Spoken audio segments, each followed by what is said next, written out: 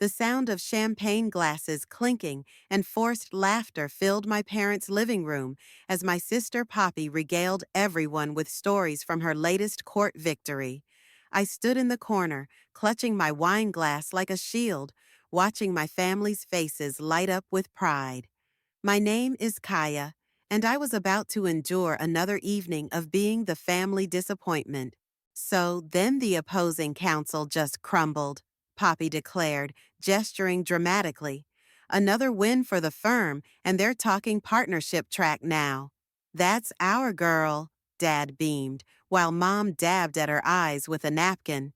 My brother Matthew jumped in next. Speaking of good news, we just got approved for a new cardiac wing at the hospital. They're putting me in charge of the whole department. More clinking glasses, more proud tears from Mom. I took another sip of wine and tried to make myself invisible, but Laura, my younger sister, had other plans. What about you, Kaya? How's your little, what do you call it, online shop going? The room fell silent. 5 pairs of eyes turned to me, filled with varying degrees of pity and amusement. It's a boutique, I corrected, straightening my spine. And it's going well. We just launched a new collection of— Oh, honey, Mom interrupted, her voice dripping with condescension. Don't you think it's time to look for a real job? I know the community college has some excellent administrative positions. My business is real, I said, but my voice came out smaller than I intended. Poppy snorted into her glass. Come on, Kaya. Selling clothes from your apartment isn't exactly in the same league as corporate law or medicine. It's not just selling clothes, I protested. I designed them. I have a growing customer base and— Growing customer base? Matthew chuckled. What? Did you get 5 whole orders this month instead of 4? The laughter that followed felt like needles under my skin. I excused myself to the kitchen, pretending I needed to refill my glass. As I stood there, gripping the counter until my knuckles turned white, voices drifted in from the living room. I just worry about her. Mom's voice carried through the doorway. All her peers are building real careers, and she's playing dress-up with this hobby of hers. She'll grow out of it, Dad replied. Remember her photography phase in college? At least this keeps her busy while she figures out what she really wants to do with her life. I closed my eyes, letting their words fuel something deep inside me. They had no idea what I was building, no clue about the late nights I spent perfecting designs, the meetings with suppliers, the marketing strategies I was developing with my friend Tamara. My phone buzzed in my pocket. Speaking of Tamara, I pulled it out to find a message. Meeting with the fabric supplier tomorrow at 9. You coming? Wouldn't miss it, I typed back, a small smile forming on my lips. Family dinner going exactly as expected. Hang in there, boss lady. Show them all someday. I took a deep breath and walked back into the living room, where Laura was now sharing news about her graduate program acceptance. Top program in the country, she announced proudly. Full scholarship. Now that's how you build a future, Mom declared, shooting me a pointed look. I sat there for another hour, enduring more subtle jabs and dismissive comments about my hobby. Each word, each laugh, each pitying glance, I stored them all away like fuel for a fire that was growing stronger by the minute. As the evening finally wound down, Poppy caught me at the door. You know we just want what's best for you, right?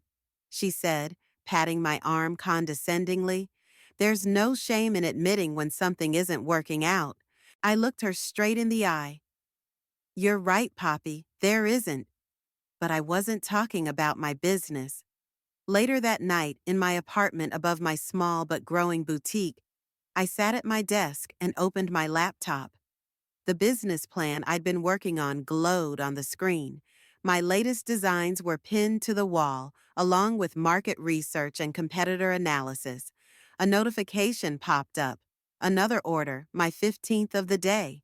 I thought about my family's laughter, their dismissal, their certainty that I was wasting my time. Then I thought about the meetings lined up for tomorrow, the growing customer base they knew nothing about, and the expansion plans taking shape in my mind. Playing dress up, I muttered, opening my sales spreadsheet. We'll see about that. I worked until dawn, fueled by determination and spite in equal measure. They wanted me to give up and get a real job? Fine. I'd give them something real, something so real it would wipe those condescending smiles right off their faces. They just didn't know it yet. 3 years had passed since that family dinner, and I was staring at numbers that made my hands shake. Tamara burst through my office door, her curls wild with excitement. Kaya, have you seen the sales figures? We've hit 6 figures this month. I spun my laptop around to show her the screen. I've been staring at them for 20 minutes. Keep thinking it's a glitch. No glitch, boss lady. Tamara perched on my desk, grinning. That influencer campaign was genius. The confidence collection is blowing up on Instagram. I pulled up our social media metrics. Thousands of shares, comments flooding in, and our website traffic had tripled. Remember when we were packing orders from my living room? Now look at us. Tamara gestured to our sleek office space, the wall of windows overlooking downtown. 2 retail locations, an online empire, and my phone buzzed. Another email notification. Holy shit, I whispered, reading the subject line. Tamara, look at this. She leaned over my shoulder. Style magazine wants to feature your brand in their September issue? Kaya, this is huge. I could barely breathe. Style magazine was the Bible of fashion industry. Their September issue was legendary. Call Julius, I managed to say. We need his advice before we respond. Tamara was already dialing. On it. Also, your sister Poppy called earlier. Said she's been trying to reach you? My excitement dimmed slightly. I hadn't spoken to my family in months. Not since last Christmas when Mom had suggested I get some business training to help with my little project. Let it go to voicemail, I said, turning back to the email. We have bigger things to focus on. The next morning, Julius arrived at our office, impeccable as always in his tailored suit. He'd been mentoring me since I met him at a small business conference 2 years ago. So, he said, settling into a chair, Style magazine. This is what we've been working toward. What's our play? I asked, notebook ready. They're offering a 6-page spread, Julia said, reviewing the email. We counter with 8, plus digital content. Your story is compelling. Young designer disrupting traditional fashion retail, sustainability focus, size-inclusive philosophy. They'll bite. Tamara burst in again, this time looking concerned. Kaya, Poppy's here, in the lobby. My stomach dropped. What? Why? Should I tell her you're in a meeting? I glanced at Julius, who nodded encouragingly. No, send her up. Time to show off a little.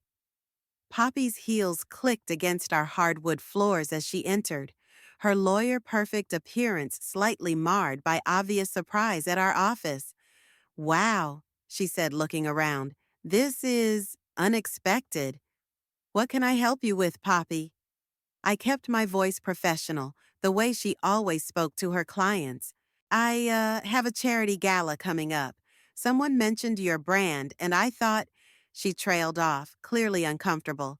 Are you really the same boutique everyone's talking about? The very same. Tamara interjected smoothly. We'd be happy to show you our latest collection, the one that's being featured in Style magazine's September issue. Poppy's eyes widened.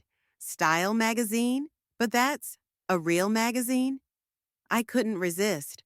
For my real business? Julius cleared his throat. Kaya, we should finish discussing the expansion plans.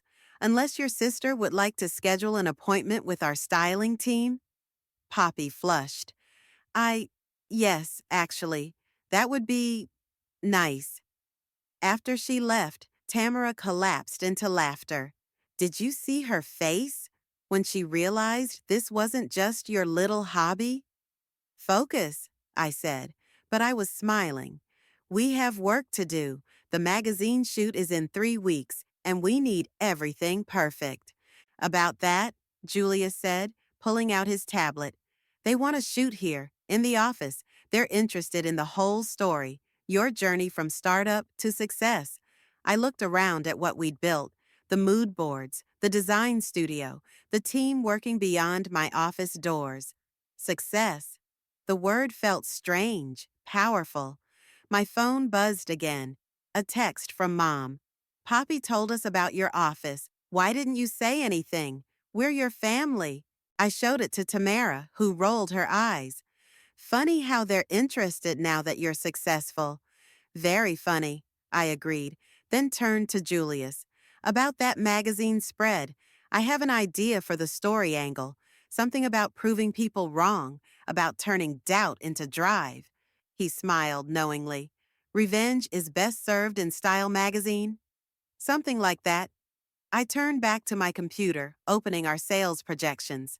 Now, about those expansion plans. As we dove into work, I couldn't help but smile, thinking of Poppy's face, of Mom's text, of all the dismissive comments that had fueled me to this point. The magazine feature would just be the beginning. They wanted to be part of my success story now? Well, they were about to get more than they bargained for. You haven't returned their calls? Julius asked, stirring his coffee as we sat in his corner office overlooking the city. Any of them? 7 calls from Mom, 12 texts from Laura, and 3 voicemails from Matthew, I said, scrolling through my phone. Oh, and Poppy's been emailing our customer service team daily about her gala dress. Julius leaned back in his chair. You know they'll keep pushing, especially with the magazine feature coming up. Let them push. I set my phone face down. I'm busy building an empire. An empire built on spite? His eyes twinkled. Not that I'm judging. Some of the best businesses were built on proving people wrong. Speaking from experience, he nodded. My father wanted me to be a doctor, called my first business venture a waste of an education. Now he brags about me to everyone at his country club. The intercom buzzed. His assistant's voice crackled through. Miss Kaya, your sister Poppy is here. She says it's urgent. Julius raised an eyebrow. I sighed. Send her up. Poppy burst in, designer handbag swinging. Finally, do you know how hard it's been to reach you? I've been busy, I said, gesturing to the stacks of contracts and design proposals on Julius's desk. You know, with my little hobby. Poppy had the grace to look uncomfortable. About that? Look, Mom and Dad feel terrible. We all do. We didn't understand what you were building. And now that it's successful, suddenly you're interested? That's not fair, she protested. We're family. We should celebrate each other's successes. Julius cleared his throat. I'll give you 2 a moment. No need, I said, standing. Poppy was just leaving. I have a meeting with our investors in 20 minutes. Actually, Poppy said, pulling out her phone, I wanted to show you something. Remember that Christmas when Mom said you needed business training? She played a video. There I was, trying to explain my business plan while everyone talked over me. Mom's voice cut through.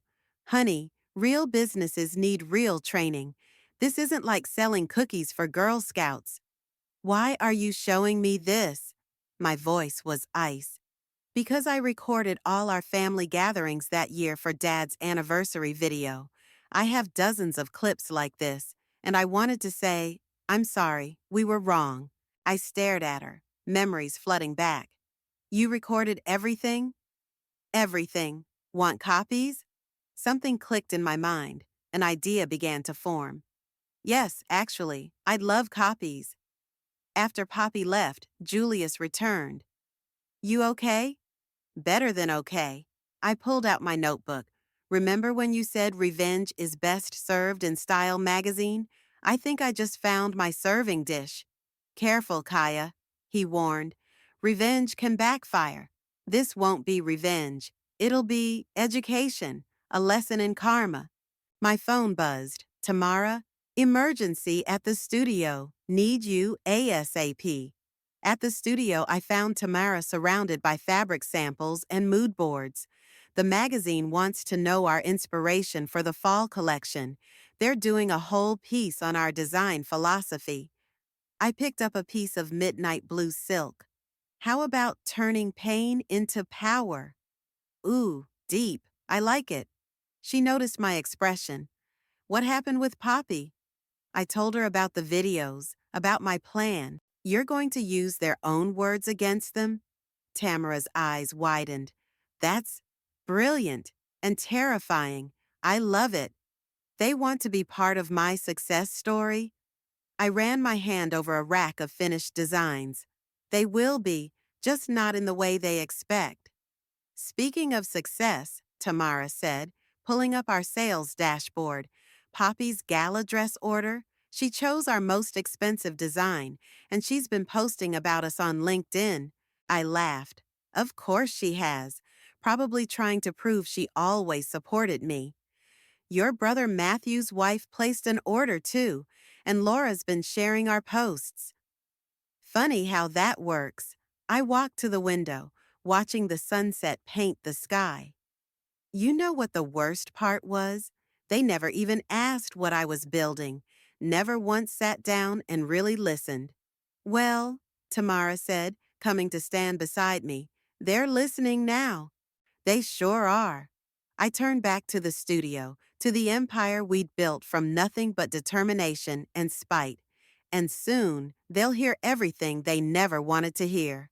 The magazine shoot was in 2 weeks, the fall collection launch right after. And now, thanks to Poppy's videos, I had everything I needed to make sure my family finally understood exactly what their words had created.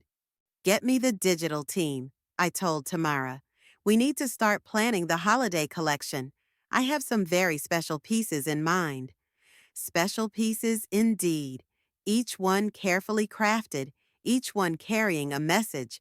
They wanted to be proud of me now? I'd give them something to be proud of, something they'd never forget. The day the September issue hit newsstands, my phone exploded. 8 pages of glossy photos, my designs splashed across everyone, with a headline that read, From Bedroom to Boardroom, How Kaya Built a Fashion Empire. Have you seen it? Tamara burst into my office, magazine in hand. They used the quote. There it was, in bold print. Success is the best revenge, but I prefer to call it karma. My phone buzzed again. Mom, sweetheart, we just saw the magazine. Why didn't you tell us about the interview? I hit decline. Your Instagram followers just jumped by 50,000, Tamara announced, checking her tablet.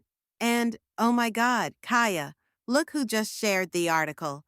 On my screen was a post from Poppy. So proud of my baby sister. Always knew she had it in her. Family first, proud sister. The audacity, Tamara muttered. Screenshot that, I said. Add it to the collection.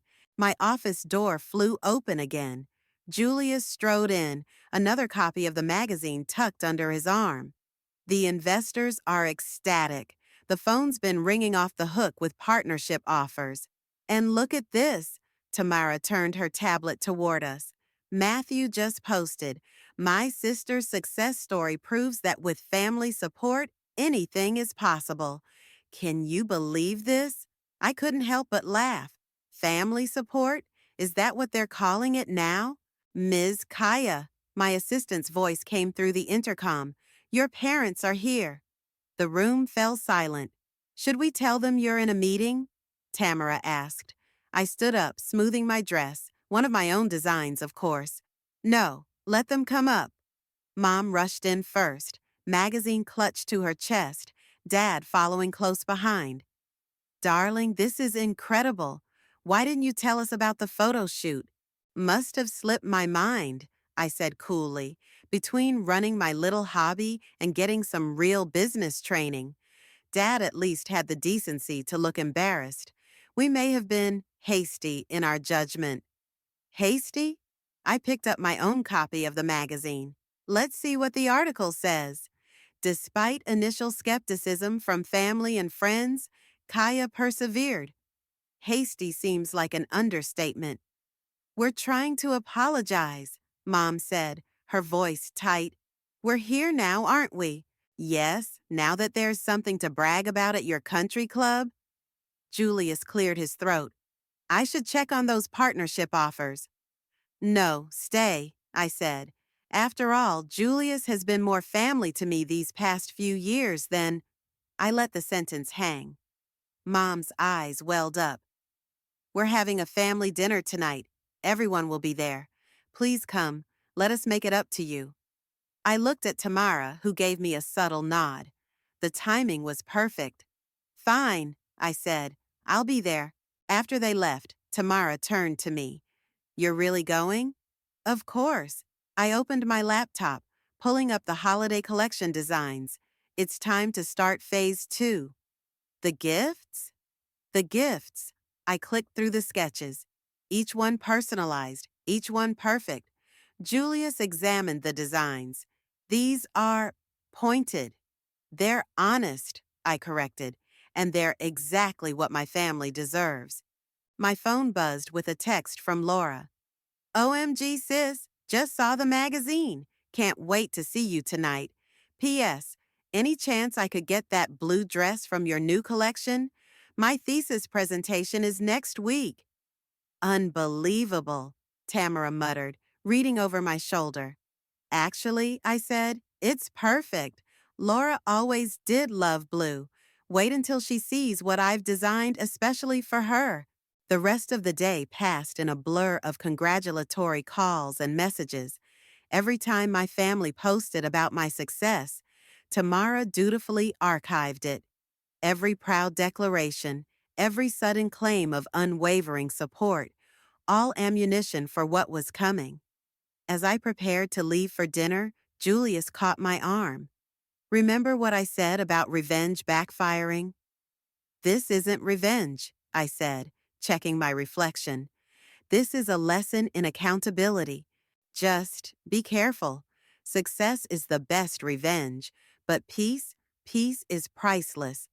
I picked up my bag, another of my designs, featured prominently in the magazine. Peace comes after truth, Julius, and tonight we're serving truth for dinner.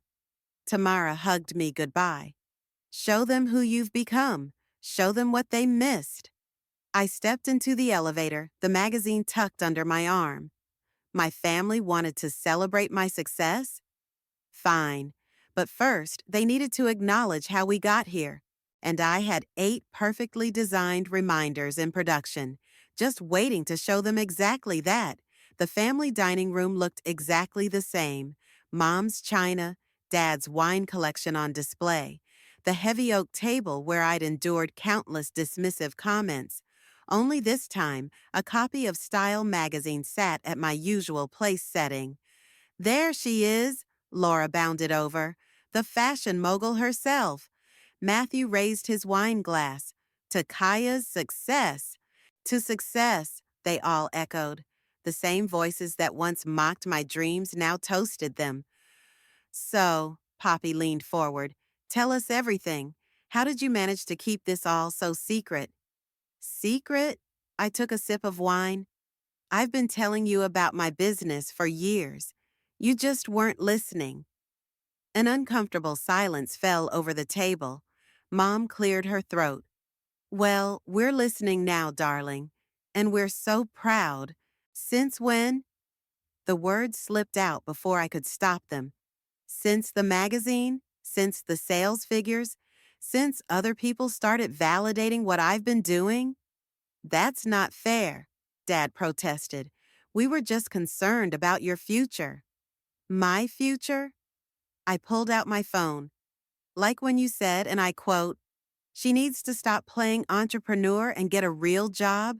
That kind of concern? Matthew shifted in his seat. Come on, Kaya. That was years ago. 3 years, 2 months, and 14 days ago, actually. At Christmas dinner, right after you called my business plan delusional. Laura's face paled. You remember all that? I remember everything. I looked each of them in the eye. Every dismissive comment, every mockery, every time you talked over me when I tried to explain what I was building. We made mistakes, Mom said softly. We're trying to make it right. By claiming credit for my success, by posting about how family support made it all possible.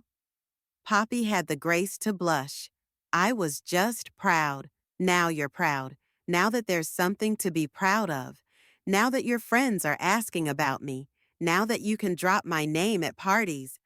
The silence that followed was deafening. I have something for each of you, I said, my voice steady. Special pieces from my holiday collection. They'll be ready soon. Oh, how wonderful! Mom brightened. Will they be featured in the magazine too? They're exclusive pieces, custom made. You could say they're inspired by family memories. Dad raised his glass again. To family memories, then. If only they knew. The rest of dinner passed in a blur of forced conversations and careful questions. They wanted to know about investors, about celebrity clients, about profit margins. Not once did anyone ask about the years of struggle, the sleepless nights, the doubt I'd pushed through alone. As dessert was served, my phone buzzed. Tamara, production samples are ready. Wait until you see how the recordings turned out. Everything okay? Laura asked, noticing my smile. Perfect, I replied, typing back. Save the blue one for Laura. Make sure the playback quality is crystal clear. So, Poppy said, about my gala dress. It'll be ready next week, along with your special holiday gift. A gift already? Mom beamed. But Christmas is months away. Consider it a thank you for all the motivation you've given me over the years. Later, as I prepared to leave, Mom caught me by the door. Kaya, wait, I know we weren't supportive before, but we really are proud now. That's the problem, Mom. You're proud now, when it's easy to be proud. What can we do to make it right? I looked at her, this woman who had dismissed my dreams for years, now desperate to claim a piece of my success. Just wait for your gifts, I said. They'll explain everything. In my car, I called Tamara. How's production coming along? The recordings are embedded perfectly. Each piece plays the exact quote we chose.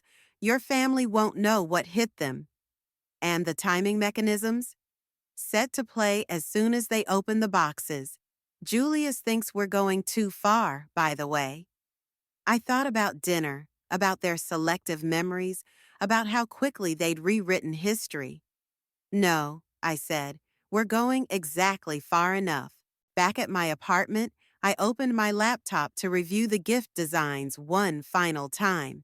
Each piece was beautiful, expertly crafted, and carried within it the weight of years of dismissal and doubt.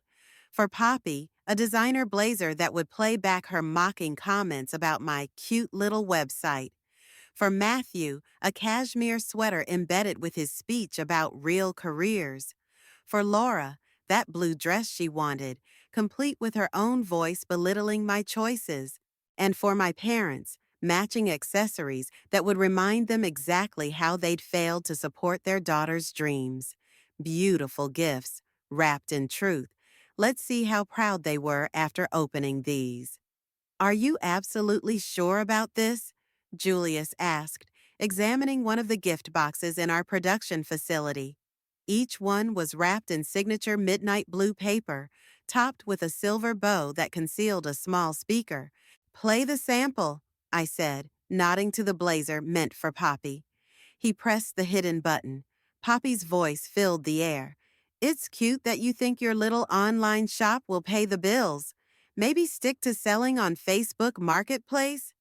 Crystal clear, Tamara commented, checking off items on her tablet. The sweater for Matthew is ready, too. Want to hear it? I nodded. Another click, another recording. Real doctors save lives, Kaya. What do? Sell dresses on the internet? The timing mechanisms are perfect, our tech specialist reported. They'll activate the moment the boxes are opened. No way to shut them off until the message plays completely. And the quality? I asked. Broadcast grade. Your sister Poppy did us a favor, recording everything in high definition. Tamara pulled up Laura's blue dress. This one's my favorite. The way she laughed when you showed her your business plan. The recording played. Oh my God, Kaya, you can't be serious. This isn't like your high school art projects. The real world doesn't work like that. And for your parents. Julius raised an eyebrow. I lifted the lid on their box. Two matching watches, elegant and expensive. Press play. Mom's voice. George, we failed somewhere with Kaya. All that potential wasted on this fantasy. Dad's response. She'll learn the hard way. Sometimes children need to fail to understand their limitations. Julius winced. Harsh. Reality often is, I said, closing the box. Ship them tomorrow. Express delivery. There's something else, Tamara said, checking her phone. Poppy just texted. They're planning a family vacation. Want us all to go to the beach house next month. She says, and I quote, now that Kaya's finally made something of herself, we should celebrate as a family. I laughed. Perfect timing. They'll have their gifts well before then. Ms. Kaya, our packaging manager approached with another box. The video component is ready too. I opened it to find a digital photo frame, preloaded with clips from various family gatherings.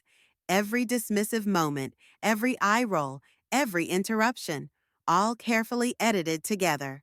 For the living room, I explained, a little family highlight reel. Kaya, Julia said softly, revenge might feel good now, but this isn't about feeling good. I cut him off. This is about accountability. They don't get to rewrite history just because I proved them wrong. The next morning, I watched as the delivery trucks pulled away, carrying their cargo of carefully crafted karma. Tamara stood beside me, tracking numbers ready. Poppies should arrive first, she said. Her office is closest. Text me when they're all delivered. I want to know exactly when each box arrives. Throughout the day, the notifications rolled in. 10:15 a.m., Poppy's blazer delivered to her law firm. 11:30 a.m., Matthew's sweater reached the hospital. 1:45 p.m., Laura's dress arrived at her graduate housing. 3 p.m., the watches delivered to my parents' house. Now we wait, I said, reviewing the delivery confirmations. They'll probably call as soon as they open them, Tamara predicted. Let them. I've had years of practice not answering their calls. Julia stopped by late afternoon. Last chance to recall the packages. No. I showed him my phone. Poppy had already posted about receiving a special surprise from her talented sister. If you're sure, he sighed. Just remember, once this bell is rung, it can't be unrung. My phone buzzed again. Laura. OMG just got the dress. Can't wait to try it on. Family beach trip next month will be perfect for showing it off. They really have no idea, do they? Tamara marveled. They will, I said, watching the sunset through my office windows. Soon enough.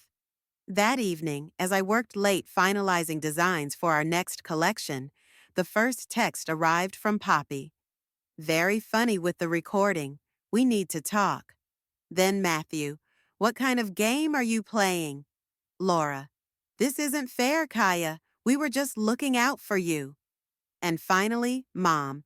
Please call us immediately. This is cruel. I forwarded the messages to Tamara. It begins. Her response came quickly. Want me to come over? Bring wine? No, I typed back. I want to savor this moment alone. I walked to my window, looking out at the city lights. Somewhere out there, my family was finally hearing their own words played back to them, finally facing the reality of their behavior. The beach trip was in 4 weeks, plenty of time for my gift to sink in. And the photo frame? That would be my carry-on luggage. After all, what's a family vacation without some home videos? The beach house living room crackled with tension as my family gathered around their gifts. Outside, waves crashed against the shore, but inside, the only sound was the steady playback of their own voices. Turn it off, Poppy demanded, clutching her blazer. This isn't funny anymore. Funny? I settled deeper into my armchair. I don't remember laughing when you said these things. Matthew threw his sweater onto the coffee table. We get it, Kaya. You're successful now. You've made your point. Have I? I pulled out the digital photo frame because I brought visual aids just in case the audio wasn't clear enough. Don't, Laura whispered, but I was already plugging it in. The screen flickered to life. There we were, 3 Christmases ago, gathered around this same room. On screen, I tried to explain my business model while Matthew checked his phone. Poppy rolled her eyes, and Laura giggled behind her hand. Mom stepped forward. Turn it off, please. We understand. Do you? I let the video play. Because here's you, Mom, telling your bridge club that I was going through a phase. And here's Dad explaining to Uncle Rick that I just needed to fail to learn my lesson. Dad's watch beeped, playing back that exact quote. He yanked it off his wrist. We were wrong, he said quietly. Is that what you want to hear? Wrong about what exactly? About my business or about me? Poppy stood up, lawyer mode activated. This is manipulation, Kaya, using our words against us. Your words manipulated me for years, I cut her off. Made me doubt myself, made me question my worth. But guess what? I saved every doubt, every dismissal, every mockery, and now they're designer accessories. Laura burst into tears. I was wearing this dress yesterday at my department meeting. Did everyone hear you laughing at my dreams? No, that recording only plays when you open the box. But isn't it interesting that you're more concerned about people hearing what you said than the fact that you said it? Mom sank onto the sofa. We were trying to protect you. From what? Success, independence, self-belief. From failure, she snapped. From disappointment. From, from becoming exactly what I am now? I gestured around the luxury beach house they'd rented for this family celebration. Funny how that worked out. Matthew ran his hands through his hair. Okay, we were wrong. We were judgmental and unsupportive. But this is calculated cruelty. Calculated? I laughed. No, Calculated was recording every family gathering just to mock me later. Right, Poppy? She flinched. The photo frame switched to another clip, my parents' anniversary dinner, where they'd all talked over my announcement about my first major retail partnership.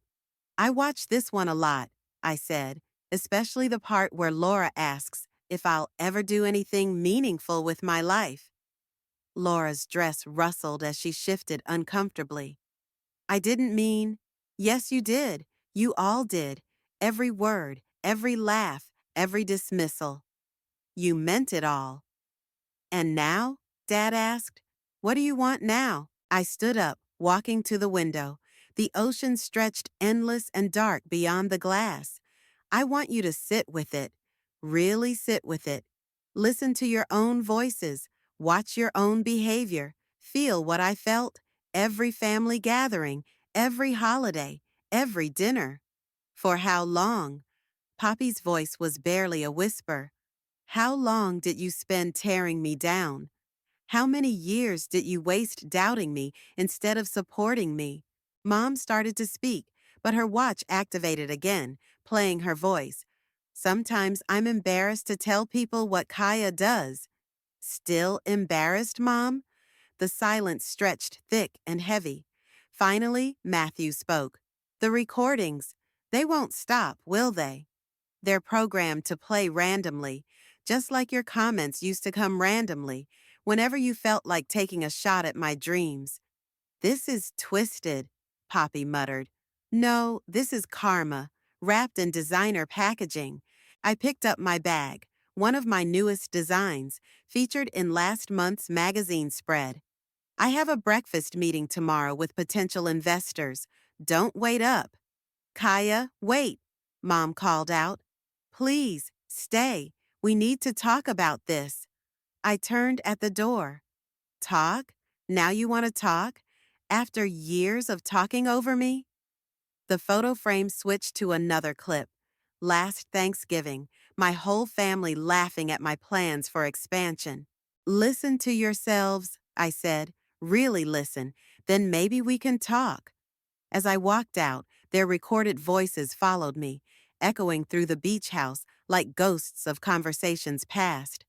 Behind me, I heard Laura start to cry again, Poppy trying to turn off her blazer's speaker, Mom and Dad arguing about their watches. But for the first time in years, I wasn't the one feeling small. I wasn't the one being silenced. Sometimes karma doesn't just come around. Sometimes you have to gift wrap it yourself.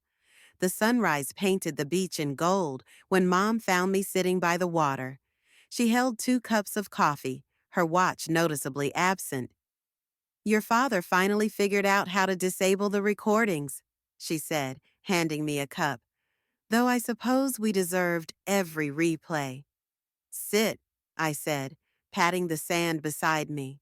She lowered herself carefully, her designer pants ill-suited for beach sitting. I couldn't sleep last night, kept hearing my own voice over and over, not just from the watch, but in my head. Welcome to my world. I was awful, wasn't I? You all were. The waves crashed steadily, filling our silence. I found your old business journal, she said finally. The one you kept in high school. It was in the study when I was cleaning last month. My coffee cup froze halfway to my lips. You read it? Every page. Your designs, your plans, your dreams. They were all there, weren't they? Right in front of us. We just refused to see them. My phone buzzed, Tamara checking in. I ignored it. You know what really hurt? I asked. Not the mockery or the dismissal. It was that none of you ever asked. Not once. You never said, "Hey, Kaya, tell me about your business. Show me what you're building." Mom's eyes welled up. We were so busy telling you who we thought you should be. We never saw who you actually were. Inside the beach house, I could see movement. Poppy and Laura in the kitchen, Matthew and Dad on the deck, all of them stealing glances our way. The gifts, Mom continued, they were cruel, but necessary, weren't they? I nodded. You needed to hear yourselves, really hear yourselves. Poppy hasn't stopped crying, says she never realized how mean she sounded. Laura's been up all night rewriting her thesis acknowledgments. Apparently, she'd written something snarky about proving family wrong. Despite everything, I laughed. And Matthew?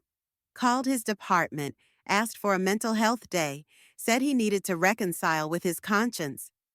The sun climbed higher, warming the morning air. I don't expect forgiveness, Mom said quietly. But I hope we can build something new, something real. My phone buzzed again, Julius this time. How's Karma feeling this morning? I typed back, lighter than expected. The beach house door opened. Dad stepped out, then Matthew, then my sisters. They walked toward us slowly, like approaching a wild animal they feared might bolt. I made breakfast, Poppy said, her voice rough from crying. Real breakfast, not just coffee. We thought, Laura added, maybe we could talk. Actually talk. No recordings, no judgments, just talk. I looked at them, really looked at them. Their designer clothes rumpled from a sleepless night, their faces stripped of pretense, their eyes heavy with recognition of their own failures. One condition, I said, standing up. You each get 1 minute to speak, uninterrupted. Then I get my turn. They nodded. And after that, I pulled out the photo frame from my bag. We record new memories, better ones. We don't deserve a second chance, Matthew said. No, I agreed, but I deserve a real family, and you deserve a chance to become one. Back inside, over cooling pancakes and fresh coffee, we talked, really talked. Poppy shared her insecurities about her own career choices. Matthew admitted he'd been jealous of my freedom to chase my dreams. Laura confessed she'd been mimicking our parents' behavior, trying to earn their approval. Mom and Dad just listened. For once. When my turn came, I didn't mention the business, or the success, or the magazine. Instead, I talked about the little girl who used to sketch designs in her journal, who just wanted her family to believe in her. I don't need your approval anymore, I finished. But I'd like your understanding. Dad cleared his throat. Could we, could we see your workshop sometime? Really see it? I'd like to understand how you built it all, Mom added. If you're willing to share. I pulled out my phone, texted Tamara. Cancel my meetings today. Family stuff. Her reply was instant. Finally letting them earn their redemption arc? I looked around the table, at my family's hopeful faces, at the disabled gifts scattered around the room, at the photo frame waiting to capture new moments. No, I typed back, finally letting myself have the family I deserved all along. Then I put my phone away and turned to my family. So, who wants to hear about how I actually built my empire? Their eager responses tumbled over each other. But this time, they weren't talking over me. This time, they were ready to listen. And this time, I was ready to let them.